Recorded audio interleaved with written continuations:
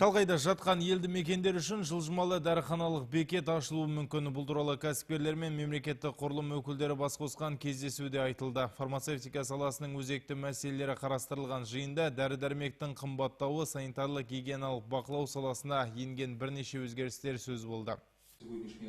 Фармацевтикалық қызмет саласында орын алған негізгі мәселе тасымалдаушылардың дәрі бағасын қымбаттатуы. Бұл кәсіпкерлерге де, тұтынушыларға да кері әсерін тигізуде. Солтүстік Қазақстан фармацевтикалық ұйымдар қауымдастығы заңды тұлғалар бірлестігінің жетекшісі Тамара Анохинаның айтуынша, негізгі мәселе бизнестің даму жолында кездесетін кедергілер. Цель сегодняшней нашей встречи. Бүгінгі кездесудің мақсаты кедергілерді анықтап шешу жолдарын қарастыру, әсіресе мемлекеттік органдармен байланысты кедергілерді іздейміз. Бұл жиын көптеген сұрақтардың шешімін табуға септеседі деген сенімдеміз. Себебі мемлекеттік органдардың ұсыныстары тыңдалып, кәсіпкерлер көтеріп отырған мәселелер қарастырылады. Кадрлардың жетіспеушілігі, жалақының аздығы ауылды жерлердегі негізгі мәселелердің бірі. Ал дәріханаларда дәрі бағасының қымбаттауы қажетті препаратты сатып алу кезінде байқалады, дейді Аққайың ауданынан келген Надежда Лосинская. Оның дәріхана ашқанына 15 жыл болыпты. Айтуынша, шетелден жеткізілетін тауарлардың бағасы шамамен 50%-ға жоғарылаған. Проблема у них одни и те же. Қалада да ауылды жерлерде де бір мәселе бар. Ол бағаның өсуі. Соңғы уақытта сатылған дәрі көлемінің бұрынғыға қарағанда азайғаны байқалады. Біз әрине ассортиментті ұстап тұруға тырысамыз. Сатып алушыға қажетті дәрі болмаса, оны басқасымен алмастырамыз. Барлық препараттардың 60% шетелден жеткізіледі. Дегенмен дәрі-дәрмек бағасы аурухана, емхана, диспансерлер сынды бюджеттік мекемелерде жоғарылаған жоқ. Олар денсаулық сақтау министрлігі қабылдаған бұйрыққа сәйкес дәрі-дәрмек бағасын қымбаттатуға құқысыз. Бұл ретте өңіріміздегі жағдайды арнайы дистрибьютерлік компания қадағалайды. Цены не изменились. Баға өзгеріссіз қалды. Бюджеттік мекемелермен жұмыс істейтін дистрибьютерлік компаниялар бағаны бір қалыпта ұстап тұрады. Біз препараттың 5000 аталымын жеткіземіз. Оның 70% шетелден тасымалданады.